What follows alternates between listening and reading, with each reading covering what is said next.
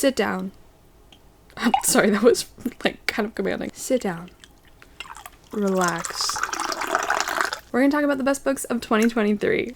I've got my little cup of tea. We've got some raspberry dandelion mixture going on, and I'm here to talk to you about my favorite books of 2023, my best books of 2023. As always, these are not books that came out in 2023. I hardly ever get around to reading new releases. These are just my personal favorite books. This year I read 107 books, and I did not meet my Goodreads challenge, but we're not going to talk about it because it doesn't matter. Boy, was it a year. Out of those 107, I have picked 14 of them to talk to you about, to go over with you, to recommend you. Oh my god, do I ever recommend you every single one of these books on the list. Although, as always, it is a very personal list to me. It's very tailored to me and to my own reading taste, and more than that, I just noticed like a huge trend of what this year was for me, what I went through this year. My top 3 books of the year, which I cannot wait to tell you about, all really reflect just kind of the gut-wrenching loneliness of this year, really, and how hard a lot of it was for me. Sit back, relax. I'm really sorry that I do not have the physical copies of these books with me. I wish I did, because I would love to show you all of my tabs. I would love to hold them. The physical book is such a wonderful, wonderful thing to behold, but I do have a big old list of everything I want to talk about, and some of my favorite quotes from the books here too on my Notion. Let us begin. I know I'm about to overheat. I'm already feeling a little bit too warm. Let's get started. It is a joy to have you here. My name is Emma. I feel like I never introduced myself. I'm so sorry. How rude. How rude of me. Coming in at number 14, I don't really have a lot to say about this one, but it is a non-fiction. Non-fiction made it onto the list this year, and it is Corridors, Passages of Modernity by Roger Luckhurst. I just love shit like this. I just love shit like this so much. At the beginning of 2023, one of my goals was just to like find what I love, or like not find what I love. I already know what I love. I know so much what I love, and I love so many things, but I'm like, Emma, push it forwards, push it more, push whatever you love into something, go to the limit of your longing, as Rilke says. So I love hotels. I love hotels so much. I love architecture. I love the Gothic. I love spooky things. I got to write a huge ass thesis on hotels and postmodernism and time and transience and trauma this year as my undergraduate thesis, which I wrote on Murakami and Reese. And Corridors was one of the texts that I picked up for my research. I loved Corridors so much that I went out and bought the hardcover copy. This is a nonfiction, pretty much cultural study of the hallway. What is the hallway? How is the hallway formed? How has it changed over the years? What does it signify? What does it mean? And specifically, Roger Luckhurst looks at the hallway through the angle of dread. Why is the hallway, or why can the hallway be a source of dread and great anxiety? Think like the wonderful, beautiful hallways in the hotel of The Shining. Think haunted houses. Think really just dreadful, shabby apartment hallways that like you feel like the walls are crawling with something, stuff like that. This is arranged in kind of a chronological order, kind of just a thematic order as well. We start all the way back in ancient Greece and like what they were doing with the corridor. We go to places like the Soviet Union where they were doing a lot of stuff with corridors. We talk about malls and arcades, and it was just every little niche interest about building and about dread and anxiety in hallways that I loved. I ate this up. I thought this was really well written. I thought this was really well done. I learned so much. There's a whole chapter on asylums. There's a whole chapter on like the gentleman's house in Victorian England and like the invention of different kinds of hallways in the family home, the estate home. My favorite chapter was obviously the one on hotels and talking about hallways in hotels. So anyway, I got to use a lot of corridors in my thesis, and I loved it. Like, I literally loved it. I was so excited to sit down and read this. So this year I really feel like I accomplished the goal of just like taking some things that I love, pushing them out further, doing something with them, learning more about them. So that was Corridors, and we're going to see like a couple more stuff like this on the list. So if you like stuff like this is a good one. Number 13, where are you? Number 13, it's The Raven Boys by Maggie Stiefvater. Are you kidding me? The Raven Boys by Maggie Stiefvater. Thank you. If you were one of the people who commented on one of my unhaul videos where I was about to part ways with the Raven Boys. Look what you've done. Look what you've done, you stunning person. Oh my god, this was so fun.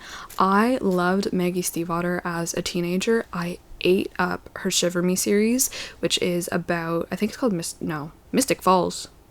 Isn't it the Vampire Diaries? Anyway, the Shiver series introduced me to Rilke. When I was a teenager, that's where I found Rilke, one of my favorite people ever. I loved her Shiver Me series.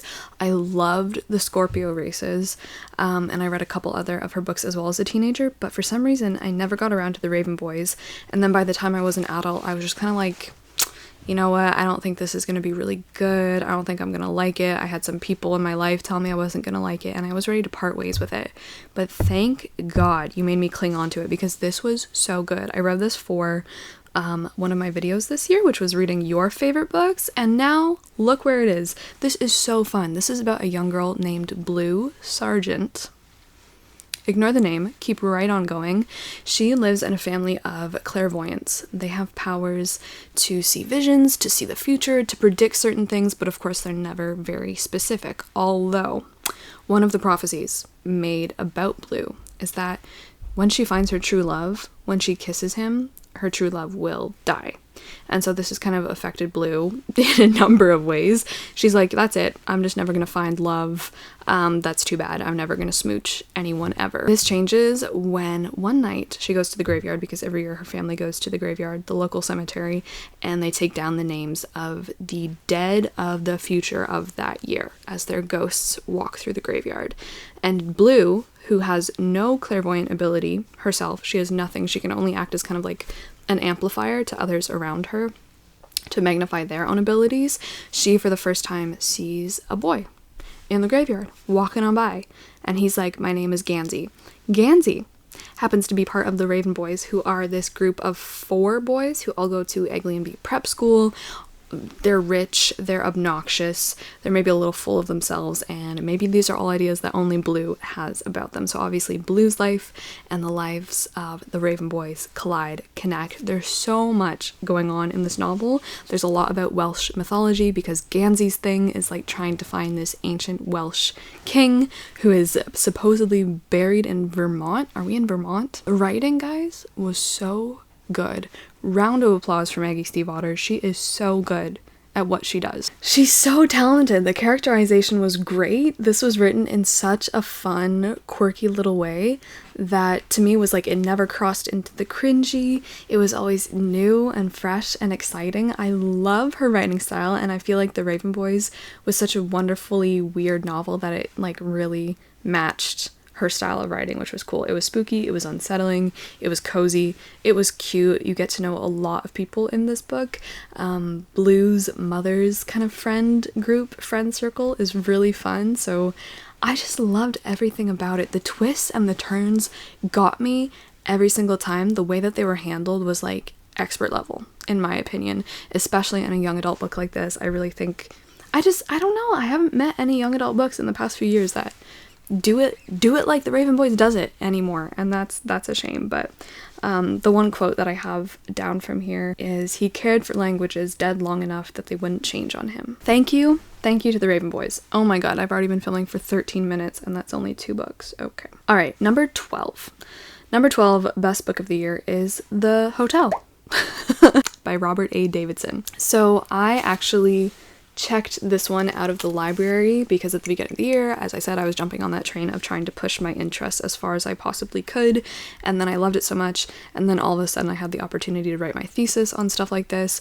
This was a huge source of inspiration for my thesis, and I also, again, bought it, wrote in it, annotated it. It is really a nice, beautiful little book. So again, cool stuff that I love. Robert A. Davidson, who I think is actually a professor at the University of Toronto. I should go say hi. What he is interested in writing about the hotel is the term occupancy and occupied. So obviously you can occupy the hotel. You go there, your room is occupied, but occupancy can also mean a number of different things. He talks about this new relationship that the hotel creates with space. as space over time. So you have like a contractual limit to your stay at the hotel. And then he argues that this contractual time fosters a new relationship with space itself. In terms of occupancy, of course, this can also have like a military meaning. Like it can describe a conflict. Obviously, people and forces and armies can occupy a building or stuff like that. So he also talks about how hotels have been requisitioned in the past. For example, like Cuba is very famous. Havana Libre, I think, was taken over during the revolution by different forces at different times, and then what they themselves made the building into a symbol of. So very, very cool. I love this. This also has different chapters on like hotels in books, hotels in films. I got a whole bunch of film recommendations from this one, and I loved it. Loved it, loved it. It's probably my favorite piece of nonfiction that I read all year. All right, let's move on to number 11. Which is, this is like a surprise for me because they're all out of order here. Oh my god. It's Even If This Love Disappears Tonight by Misaki Ichijo. This one came into my life quite by accident. It was sent to me by the lovely Yen Press. I read it during a 24-hour readathon when Carolyn was visiting me. Miss her so much. And I bawled in her arms like a little baby over this novel. Over this light novel. It was not light, it was really heavy, let me tell you. Heart's a heavy burden. Quick little synopsis if you are interested. This follows a guy and a girl who are in high school. Our girl is not really in high school like everyone else. She has not good memory at all. She's been in an accident, she suffered brain trauma, and she only remembers the day. The one day. And then she wakes up in the morning, her memory of the day is absolutely gone. And then she has very much like 50 First Dates, binders and binders of notes to basically catch her up to her own life of the morning that she wakes up. So telling her about the accident, telling her about what her family is doing, what her one friend is doing. And so she's really just in high school to try and finish the year. The teachers have kind of just said, you know what, you can be here. We understand you're in a really sad place with a very unique condition, so you can just come to school every day and like try to maintain a sense of normalcy and try to have a life like everyone else around you. We also have our other guy though who we're following. He's quite lonely. One day he stands up to this kid who's being bullied, and the bully is like, okay, you know what, we'll leave this kid alone if you go ask out a random girl, because haha, it's high school and that's very funny and you're gonna embarrass yourself. He asks out our girl with memory loss, and she surprises him by saying yes. And you can kind of imagine what happens from there. Or maybe you can't. And like me, you're gonna go into this and have your heart shattered into a million little pieces. This was devastating. This was just what I needed at the time. 5-star. I loved it. I thought it started off so cute, so wholesome, so beautiful, so reminiscent of like the carefree-ish days of high school. Twists I did not see coming. I thought the writing was kind of cute and bubbly, and I loved it. And there is a film as well. I don't know if I've healed enough to watch it, but that is Even If This Love Disappears Tonight. Every time I see these titles, I'm like, oh my god. Okay, number 10. Number 10 is The Catcher in the Rye. The Catcher in the Rye by J.D. Salinger. I found so many new favorites, and so many of them are on this list from Game of Tomes, which is the book club that I host with Carolyn almost every month, or every 2 months, I guess, because we would read 2 books and then compare them. One of the books would end up being like 5-star, a new all-time favorite, and that's what happened with The Catcher in the Rye. What a goddamn book. I picked a gorgeous time to read this goddamn book. I was so surprised with this one because I have heard almost nothing but smack. Okay? I've heard nothing but smack and slander about The Catcher in the Rye for years. I have seen it misquoted, misused, misinterpreted by so many people. But The Catcher in the Rye probably honestly goes down as one of the most misunderstood classics out there, I want to say. And so many people hate this book. I loved it. I felt this in my bones. It was so troubling, so sad, and I just felt really so much pity and sadness for Holden Caulfield. I really don't understand why people hate him. I think he deserves so much better. He deserves help and love. I felt so bad, so goddamn bad for Holden Caulfield. Okay, so this is about Holden, who is like 16 at the time this novel begins, and he has just flunked out of like another school. So he's not doing well. But he's just a kid. He's just a kid. And he's going through so much. So he has lost his younger brother, Ali, I think, to cancer. This has really, really affected him. He does not have a good relationship with his parents, who are both lawyers.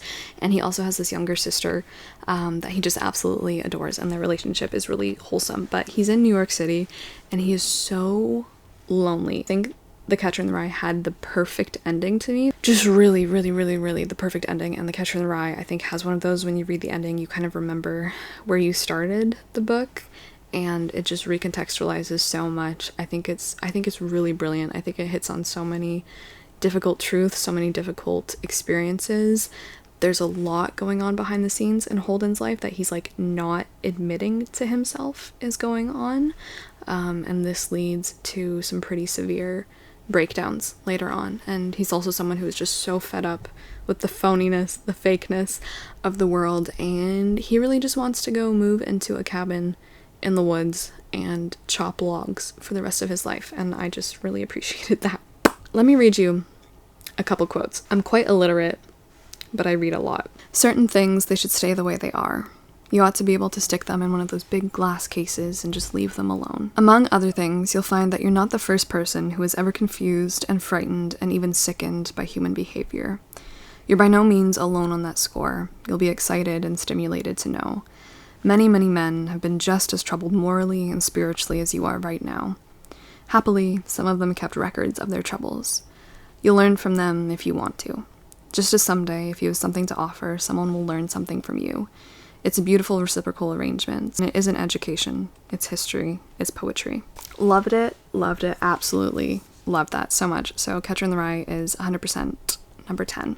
Ooh, okay, number 9 is a really difficult one, honestly. This is one of the most difficult books I read all year for like a couple of reasons, I think, honestly. And this author, she's tricky. It's Virginia Woolf's Orlando. Again, for Game of Tomes. Amazing. You feel like you've been rebirthed right out of the canal, fresh from the placenta. You don't have to say these things. But seriously, you just feel like such a different person with so many possibilities, with your whole life ahead of you when you read Orlando, because this is about Orlando, who's a man when this book begins in Renaissance England. He's gotten pretty good with like Queen Elizabeth and her court. And then this book dances through the centuries all the way until the early 1900s. And at that point, Orlando is a woman. Orlando is a book that you need to read multiple times, or at least I do for sure. I think her writing can be really tricky to get through. The way that Virginia Woolf writes required, at least for me, a lot of attention. You could not be sleepy reading this book, I found. I just don't think I've really read a book where I was like, oh my god, I can be anything, I can do anything. Sometimes I did find this one slow going, but then it would insert such beautiful lines that it would like literally take the breath out of me. It's about the infinity of the self, the contradictions of the self, the ever-changing existence that you have. I'm sick to death of this particular self. I want another. And you can go get another. You can go be someone else. But Orlando is also in large part about writing and about reading, because Orlando wants to be a poet, and they really struggle with the act of writing, what it means, and of course reading as well. So it just explored everything so beautifully, and also the people that you are and can become and change into when you read and when you write and when you engage in like interpretation and creation. And it was so cool. It was so cool. The last quote I'll leave you with, if you want to get a little taste of it, is, "Are we so made that we have to take death in small doses daily, or we could not go on with the business of living?" Ooh! Okay, number 8 is the other book that I researched and wrote on for my thesis on hotels, and that is Good Morning Midnight by Jean Rhys. Jean Rhys is like sneaking up on me as like maybe a new favorite author. In 2022, I read Wide Sargasso Sea, and then I read Good Morning Midnight in 2023. I cry. Let me tell you, if you pick this one up, it's pain. It's simply pain, suffering. It's depression. It is being so sad you physically cannot do anything. It is a world of pain.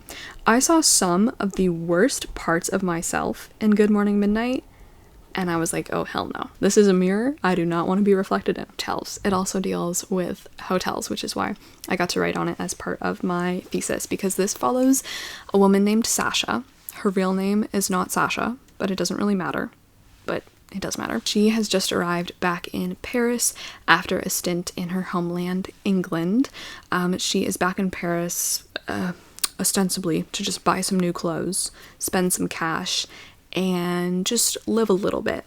We quickly learned that Sasha is very broke, very down on her luck, and very traumatized. She has been abandoned by her lover. This is set in the interwar period in Paris. She also went through some other things because of this relationship, which I don't think is in the synopsis, so I'm not going to say, but suffice it to say that she has been through a lot and she is not doing well. She has a fear of being witnessed, of being perceived. She is so self-conscious, and more than that, she really hates everyone. She hates everyone who looks at her, who maybe potentially is thinking about her, who is interpreting her existence in some way, shape, or form, and she is so paranoid of existing and being labeled a certain way or being misunderstood, I think is a big one for her as well. This follows her trying to use hotels in part as like part of the hierarchy of society so that she can kind of try and climb her way back up to, I think it was just like a middle class background that she had, because she's been pretty cut off from her family because of all the stuff that she's been doing that she should not be doing as a woman in this time period. And of course it just really doesn't work. So like I said, a world of pain, a world of misery. This book can put you in a really bad place. Very impressive. Would I read it again? Probably not. Once was enough for me, but it was so affecting. Jean Rhys is such an interesting little writer. Oh my god, she writes so interestingly. She'll like say something, and it's the kind of thing that you'll be like, oh wait, what was that? Sorry, what was that? What did you just say? Can you repeat that? And she'll be like, no. Or she'll be like, yes, I can repeat that. Because she has a bunch of repeated motifs and patterns and sayings and symbols in Good Morning Midnight, as well as in Wide Sargasso Sea. So good. So good. Let me give you some quotes from Sasha. You want to know what I'm afraid of? All right, I'll tell you. I'm afraid of men. Yes, I'm very much afraid of men. And I'm even more afraid of women. And I'm very much afraid of the whole bloody human race. Afraid of them? Of course I'm afraid of them. Who wouldn't be afraid of a pack of damned hyenas? And when I say afraid, that's just a word I use. What I really mean is that I hate them. I hate their voices. I hate their eyes. I hate the way they laugh. I hate the whole bloody business. It's cruel. It's idiotic. It's unspeakably horrible. I don't know. I think Good Morning Midnight is maybe a bit of an easier read than Wide Sargasso Sea, and Jean Rhys was very salty at the end of her life that she became so famous specifically and kind of only for Wide Sargasso Sea. So maybe to placate her vengeful spirit and to just like kind of get a warm up to her writing style, I would recommend starting with Good Morning Midnight first. Number 7, come on out. Oh my god, number 7 is Macbeth by Shakespeare. This was on my bucket list of books from I don't know how many years ago now. I think like 3. Let me know if you want like an update. But I never read Macbeth until this year. I got to read it because I took a whole course this year on Shakespeare. The whole course was just Shakespeare. We read, I think, 12 of his plays, and Macbeth was one of the last ones that we read. Obviously, it's on here. Obviously, it's a 5-star. It's Macbeth. It's the way I'm so warm. Okay. Let's take a little lipstick break. Come here. Come here, little mama. Let me whisper in your ear. Thesis. It is the sexiest of Shakespeare's plays. Prove me wrong. Prove me wrong in the comments below. Fight me. I think Macbeth ranks so high for the vibes. Really great academic insight there. And the language. Oh. Oh. Heavenly. So I will say I feel my one critique here kind of pretty much is the plot. I don't know, I feel like the plot's a little clunky, a little wonky. Could be just me, honestly. But like, stars, hide your fires, let not light see my black and deep desires. Or I have supped full with horrors. So good, so dark, so spooky. The perfect play to read around Halloween. I loved Macbeth so much. Definitely one of my favorite Shakespeare plays. It's between Hamlet and Macbeth, but so glad that I finally got to read this masterpiece this year because it was so good. And that's really all I have to say about it, and I highly recommend it. Okay, number 6 Complete opposite side of the spectrum is Ember and the Ice Dragons by Heather Fawcett. I read this so early on in 2023 and I'm still thinking about it all the time. Unlike Macbeth, this was so wholesome. This made me so happy. This was so cute. This was so sweet. This had so much found family. I've been talking about this book a little bit here and there recently, but this is about Ember, who is a dragon. She has been adopted by this very, very eccentric, like, storm chaser, professor, wizard man who has kind of like put a spell on her so that she resembles a small human child. She's just a normal human girl, except she's a dragon. All the dragons have been like poached, so she is disguised as a human girl for safety. However, she keeps setting things on fire. So she's like, you know what? We can't have this. I don't want to put anyone in danger. I'm gonna go to Antarctica. And the whole book pretty much is set down at the South Pole. It's beautiful. It's gorgeous. This is everything I wanted. I loved the writing. I loved the world. I loved the world building. I want more set in this weird Victorian fantasy Antarctica. Like, I just simply want more. And it's so good. And I really loved it. And it has the perfect wintry vibes. You know how I feel about the winter. Ember and the Ice Dragons. And Heather Fawcett. Heather Fawcett has been a big theme for me this year. Currently still reading Emily Wilde, so wish me luck. But number 6 is Ember and the Ice Dragons. Oh, I just saw number 5. No, I can't do it. Number 5 is A Farewell to Arms by Ernest Hemingway. That's not fair. It's not fair that he wrote this book. It's not kind. It's not nice. Farewell to Arms is pain. It's despair. It's Hurts by Johnny Cash. I hated this. I hated this. I hated A Farewell to Arms, and yet it is still number 5 in my best books of the year. Why? Not so much because I got attached to either of our mainish characters, Henry and Catherine, because I didn't really. I didn't feel like I knew them all too well. But the universality of it all. Oh my god, I've never felt a stronger the end. I feel like you never feel such a strong, like, period finality. Like, it is literally truly the end of everything, of it all, when you get to the last page of A Farewell to Arms, and then you read that ending and you read the end and you finish the book, and then you have to go about doing something. It should be illegal. No one should ever read this book again. Don't read it. In fact, I advise you not to, because I'm still broken. I'm still not good, and it's horrifying. A Farewell to Arms is of course set during World War I, but it is so much less about the war than a lot of the time it spends on the war would probably lead you to believe. So it is about Henry, who is an American soldier fighting with the Italian army. Well, not so much fighting, he's an ambulance driver working in Italy for the Italian army during World War I, and he meets this English nurse named Catherine, who is stationed at the same place. They fall in love, they form a relationship. Hemingway is an author that I've really grown to love. This was my 3rd Hemingway so far. There's something that I always say that I can't ever put my finger on. I can't ever tell you really truly what it is about Hemingway that I love so much, that I find so readable. There is something he puts in there that is so addicting, so mesmerizing, and you just keep eating it up. Even though Hemingway is so famed for his blunt, simple prose, there's just something in it that makes you gobble it up, and I really truly had trouble putting down A Farewell to Arms. Favorite quotes? Whoa, reflexes. Perhaps wars weren't won anymore. Maybe they went on forever. I did not say anything. I was always embarrassed by the words sacred, glorious, and sacrifice, and the expression in vain. We had heard them, sometimes standing in the rain, almost out of earshot, so that only the shouted words came through, and had read them on proclamations that were slapped up by bill posters over other proclamations now for a long time, and I had seen nothing sacred, and the things that were glorious had no glory, and the sacrifices were like the stockyards at Chicago if nothing was done with the meat except to bury it. If you read A Farewell to Arms with us this year, are you okay yet? There's a lot here. I think for me as a lit student, Hemingway is so deceptively simple that it actually takes a lot more work for me to do a deep dive into a writer like Hemingway than someone like Wolf or something like that. So I love this. 5 stars. I will never, literally ever in my life, forget the pain that the ending of this book cost me. Coming down to number 4, my top 4 books of the year. Number 4, I am so surprised that this book is here. Number 4 is 1984 by George Orwell. I was not expecting this to be here. I was not. I also read 1984 for reading your favorite books videos.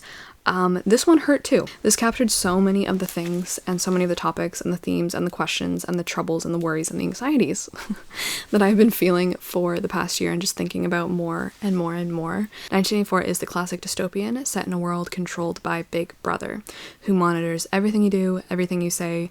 They are altering and changing language, paring it down to very simple, concise bits, little itty bits of expression. In this world, you're not allowed to write, you're not allowed to keep a journal, you're not allowed to really express yourself, and you're certainly not allowed to go against the party. We follow Winston, who works at this party in the Ministry of Truth, so part of his job is to alter documents to basically say whatever the hell Big Brother wants them to say. So in this world, there's no reality, and because there's no reality, there can be no past, there's no future.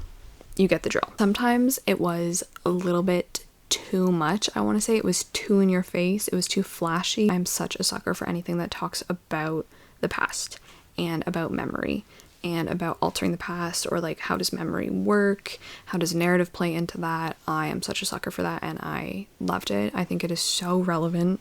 I don't know why you wouldn't like this book. I really don't know why you wouldn't like this book. I will say I really preferred the first half. I really preferred the first half of 1984, and then I will say that it does fall off a little bit in the second half. I feel like Orwell should have kept up a bit more of a disguise throughout the second half of the book, I want to say, but regardless, I really truly think it's a 5-star book. It's not like a perfect 5-star read, but it affected me so much. It wowed me so much, and it was also extremely painful and extremely relevant and extremely scary, and just because it talks so much about so many topics that I love, it is definitely this high up. Perhaps one did not want to be loved so much as to be understood. Let's just get to the top 3.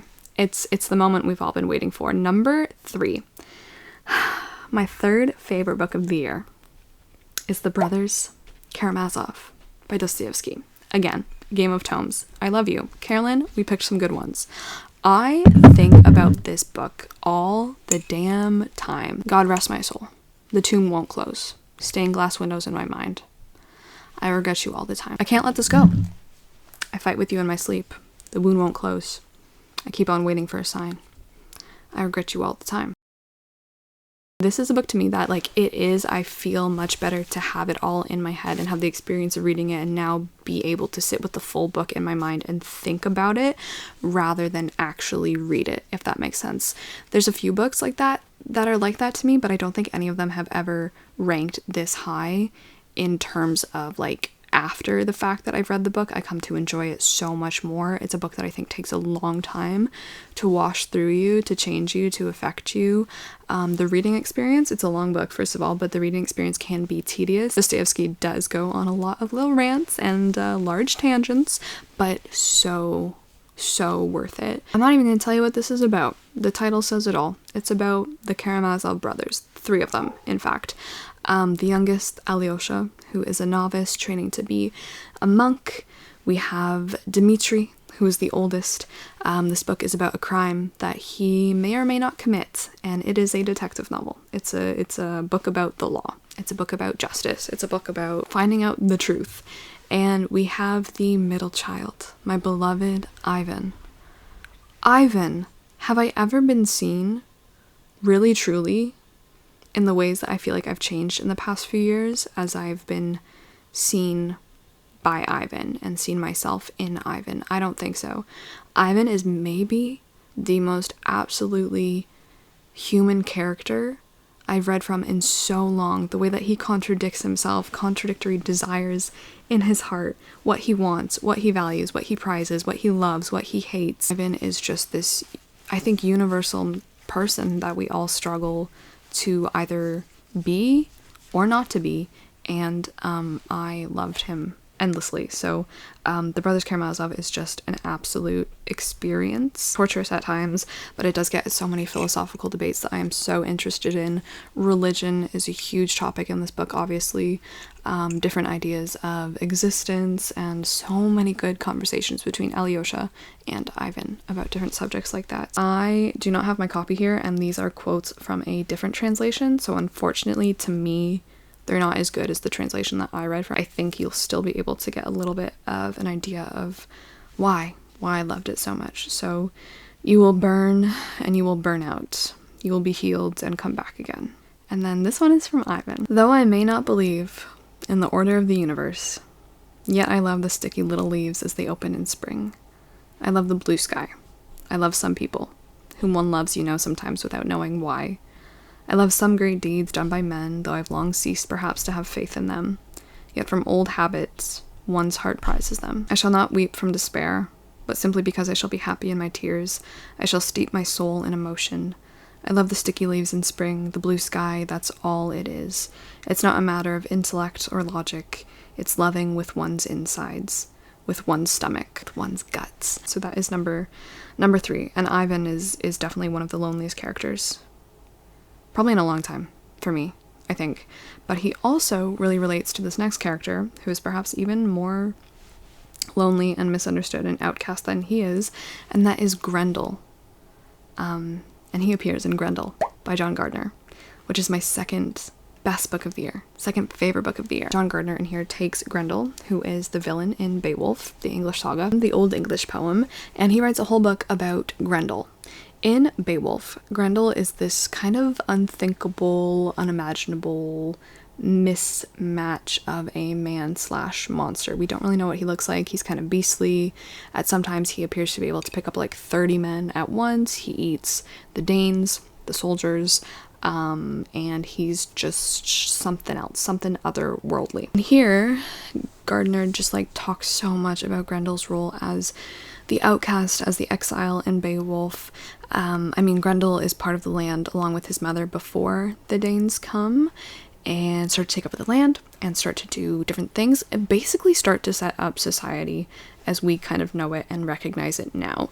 And Grendel is marked as the villain and the other in all of this, and he is there kind of on the sidelines, on the outside, questioning why we are doing what we're doing. Like, where is the sense in this? Where is the logic? He is so similar to Ivan. Grendel is so similar to Ivan and his disbelief in any order of any kind in the universe, any kind of meaning, and so he disdains the Danes and Beowulf and Hrothgar and everyone else, and he's like, why are you guys doing this? What meaning are you creating here? Why are you creating it? And who is it really serving? And of course, it's serving the elite, it's serving men, it's not serving anyone else, and it's certainly not serving Grendel. This novel is so smart, so sad. It's quite a short one if you just want to read it. It's so beautiful. Grendel says, I couldn't go on, too conscious all at once of my whispering, my eternal posturing, always transforming the world with words, changing nothing. All order I've come to understand is theoretical, unreal.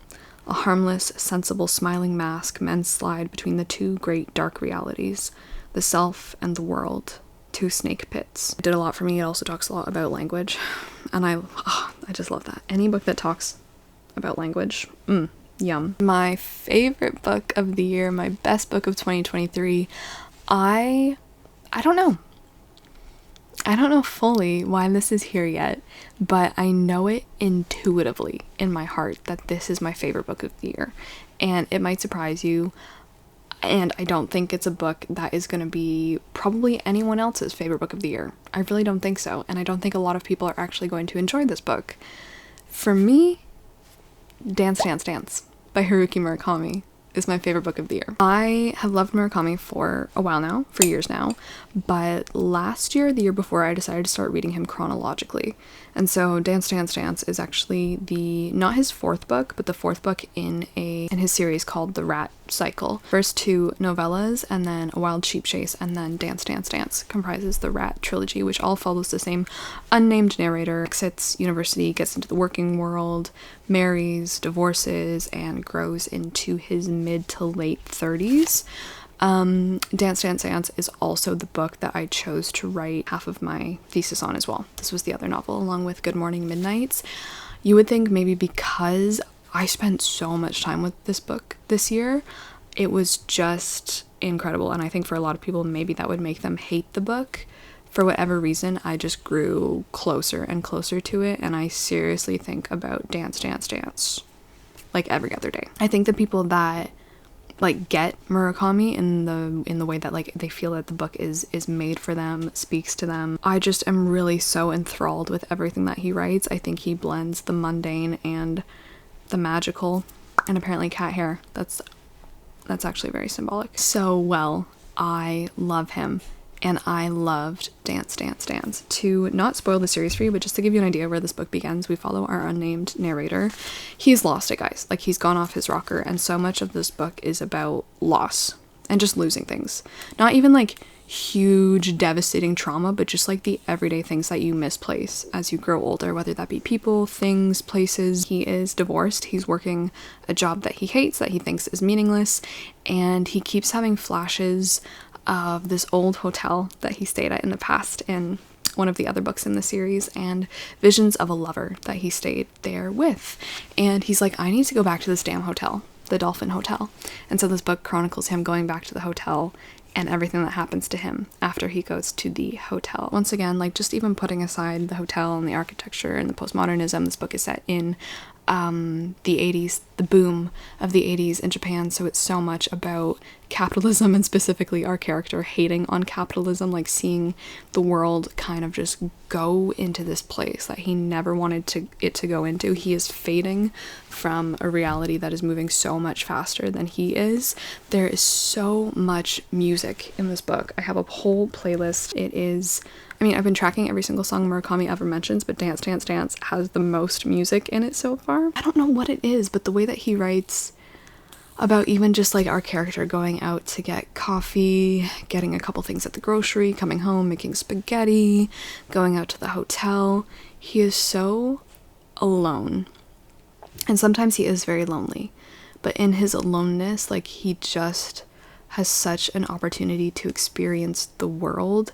I think I really related to this book this year because I feel like I left a lot of things behind. It takes kind of a magical realist angle on the phenomena of just like getting older and losing stuff, but in this novel he is physically in danger of like solidifying, calcifying, and like staying trapped in this person that he's become. Like, after his divorce, he's lost a friend, he's lost a lover, he's lost places, he's lost a business partner, he loses his childhood cat, and it's just like all of these things that we misplace, some of them without really knowing why, or maybe friendships start to fade, or you lose different parts of yourself. It just can be really scary. Very reminiscent of like American Psycho vibes. Like I said, there's so much magical realism in here, there's so many hotels in here. It just embraces so much like the cocoon of being alone and being lonely, but then it also celebrates at the same time like the possibility that you can do anything, you can be anything. The title Dance Dance Dance refers to the fact that you just have to keep on dancing until the music stops. Just keep moving, keep going, keep flowing with life. And the way that our character just embraces everything and like goes with the flow and patterns of life and doesn't like question too much and just embraces whatever is thrown his way. I just found it truly so inspirational and so fun. It was so readable, and I didn't want to put it down, and I highlighted something on almost every page, and I loved it. So at its heart though, I will say that Dance Dance Dance is quite violent. I compared it to American Psycho for a reason, but a lot of this at its core does like rip apart different facades of the world, and especially what's going on in the 80s with topics like call girls and love hotels and stuff like that. So it does get into that stuff as well, which I find really interesting. And I think it's just written in such a cool way. So what can I say? I just love Dance Dance Dance. I loved it so much. That is my favorite book of the year. That was my best books of 2023 list. Now's your time to shine, because especially as I'm thinking of making another reading your favorite books video or reading your best books of 2023, please comment below what like your top 3, even top 3, top 4, the whole list. I don't care if it's your best one, the one, the only, the one to rule them all. Please comment that down below too. But this is where I will leave you. It's probably been a pretty long video, so I'm gonna go sign off. I'm gonna finish the rest of my tea, and I will see you when I see you very soon. Thank you so much for watching. Thank you for being here. Love you guys so much. Ciao.